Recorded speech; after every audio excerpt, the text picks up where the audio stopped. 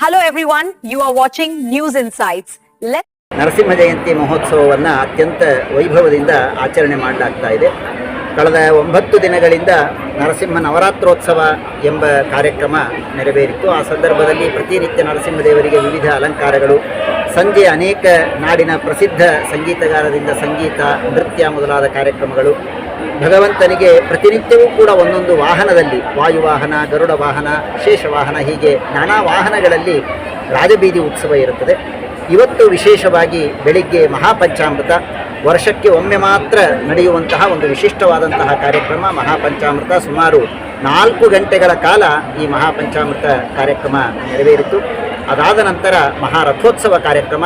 ಈ ಎಲ್ಲ ಕಾರ್ಯಕ್ರಮಗಳಲ್ಲೂ ಅನೇಕ ಭಕ್ತರು, ಸುಮಾರು 16,000 ಜನ ಭಕ್ತರು ಇವತ್ತು ಪಾಲ್ಗೊಂಡಿದ್ದಾರೆ.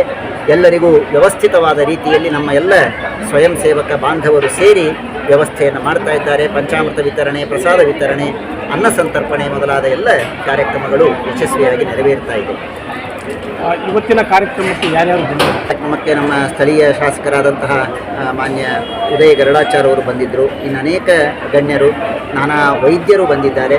ವಿಶೇಷ ನಮ್ಮ ಸಮಾಜದ ಕೆಲವು ಮುಖ್ಯ ಗಣ್ಯರು, ಬಿಸ್ನೆಸ್ ಮೆನ್ಗಳು, ಅನೇಕ ಜನ, ಪ್ರತಿ ವರ್ಷ ನರಸಿಂಹದೇವರನ್ನು ಕುಲದೇವರನ್ನಾಗಿ ಪಡೆದಂತಹ ಎಲ್ಲ ಜನರು ಇಲ್ಲಿ ಬೇರೆ ಬೇರೆ ಊರುಗಳಿಂದ ವಿಶೇಷವಾಗಿ ಆಗಮಿಸ್ತಾರೆ.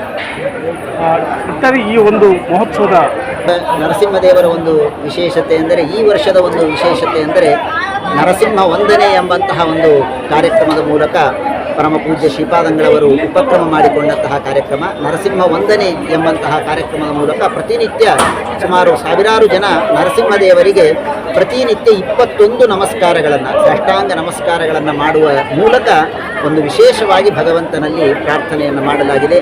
ಈ ವರ್ಷದ ಈ ಉತ್ಸವವನ್ನು ಮುಖ್ಯವಾಗಿ ಇಡೀ ವಿಶ್ವದಲ್ಲಿ ನಡೀತಾ ಇರುವಂತಹ ಏನು ರಾಜಕೀಯ ಗೊಂದಲಗಳು, ಯುದ್ಧಗಳು, ಈ ಎಲ್ಲ ಶಾಂತಿ ಸಮಾಧಾನಗಳು ಜಗತ್ತಿನಲ್ಲಿ ನೆಲೆಸಬೇಕು, ಭಾರತಕ್ಕೆ ವಿಶೇಷವಾಗಿ ಸಮೃದ್ಧಿ ಆಗಬೇಕು ಅಂತನ್ನುವ ಪ್ರಾರ್ಥನೆಯೊಂದಿಗೆ ಈ ವರ್ಷದ ಕಾರ್ಯಕ್ರಮವನ್ನು ಪ್ರಾರಂಭ ಮಾಡಲಾಗಿದೆ.